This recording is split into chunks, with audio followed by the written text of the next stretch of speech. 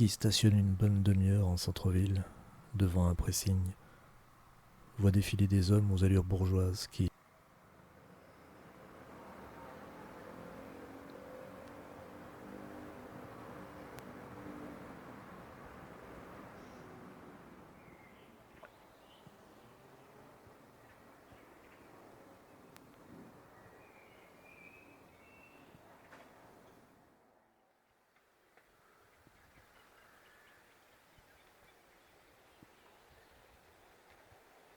à propos de la version écrite de ce journal,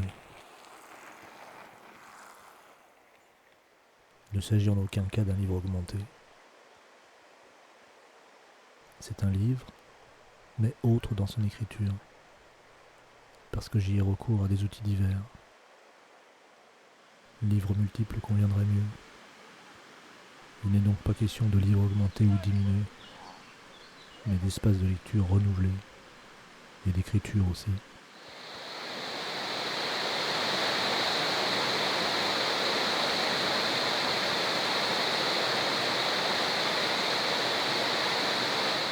« 16 juin 19.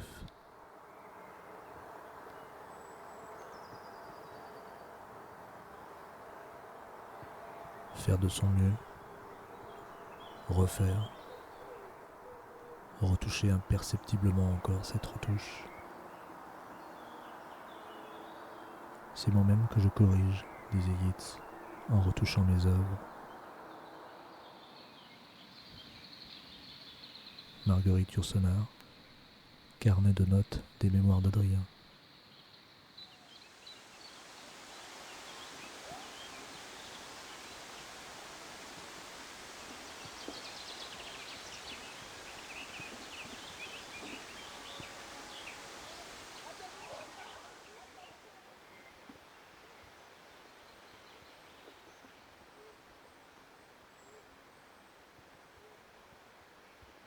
« 18 juin 19. Rituel du bac. Je vais chercher mes copies à Beaugency.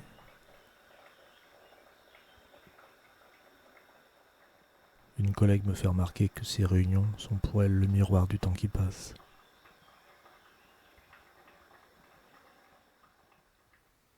J'emprunte la nationale qui part vers l'ouest, avec en parallèle la voie ferrée. Deux axes qui, il y a 30 ans, signifiaient tous deux le retour vers les terres natales, mais qui aujourd'hui ont perdu leur force de signal. Je les emprunte désormais sans émotion particulière. 19 juin 19.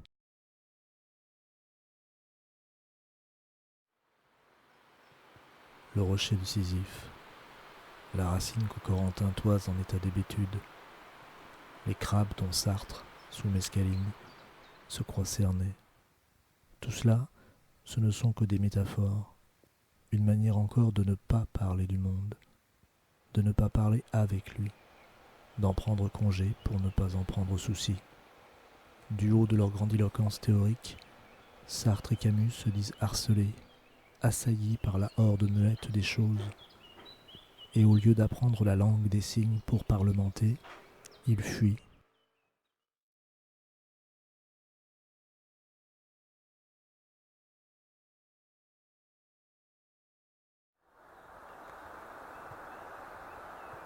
L'œuvre et son auteur, la critique cherche à les appréhender, à les comprendre, en recourant à ce que nous ont appris la psychologie, la psychanalyse, la sociologie, l'histoire.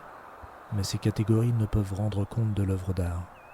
En revanche, elles rendent fort bien compte de l'œuvre de second plan, celle où précisément fait défaut ce qu'implique la notion d'art. Elles n'en éclairent que la part la moins universelle, la plus limitée.